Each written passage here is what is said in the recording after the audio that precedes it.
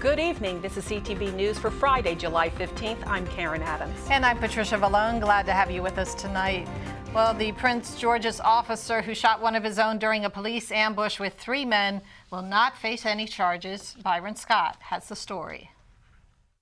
The grand jury spent 7 weeks reviewing evidence, looking at videos, listening to testimony, and even traveling to the scene of where the incident unfolded.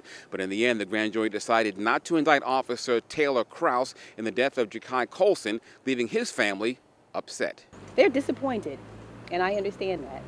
They are disappointed. This is Prince George's police officer Taylor Krause, the man who shot and killed fellow officer Ja'Kai Colson, who at the time was in a gunfight with 3 men who had ambushed police headquarters. Colson was not in uniform. Investigators say Krause thought Colson was one of the bad guys. I think what they want is for people to be held accountable. And in whatever form that takes, I think that they believe, of course, that their son lost his life in a needless way. It was Sunday, March 13. Investigators say 3 men, the Ford brothers, approached police headquarters. Michael Ford, the left, is accused of shooting at the building. Police say Malik at the upper right and Elijah took cell phone videos.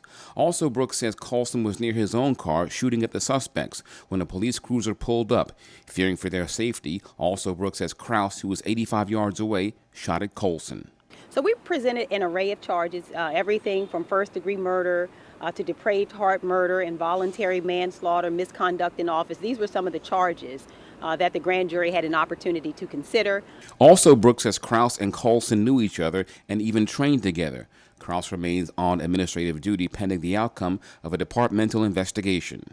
This is the worst-case scenario, is that you show up to help, to aid your fellow officers, to aid the witnesses and the others who are out there, and to have one of your own lose his life is, I think is indescribable. As for the trial facing the Ford brothers, that is set to get underway in October. At the courthouse, Byron Scott, CTV News.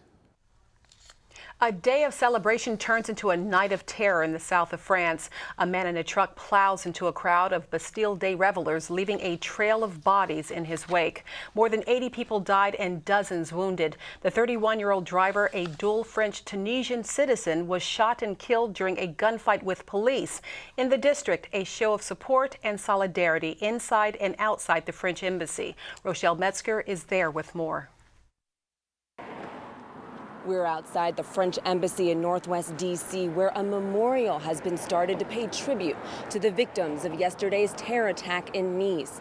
Visitors have been coming by to offer condolences, dropping off flowers and messages to show their solidarity and support for the people of France. Bouquets, candles, and cards line the entrance to the French embassy in Washington, D.C., one day after a truck driver plows into a crowd in the south of France, killing 84 people and injuring many more before being shot dead by police. We have to rededicate ourselves to combating the existing global terrorist environment. Among those stopping by to pay respects, Homeland Security Secretary Jay Johnson. He says he's greatly concerned by the way the attack went down. Attacks with vehicles, with trucks, is something that we've had concerns about.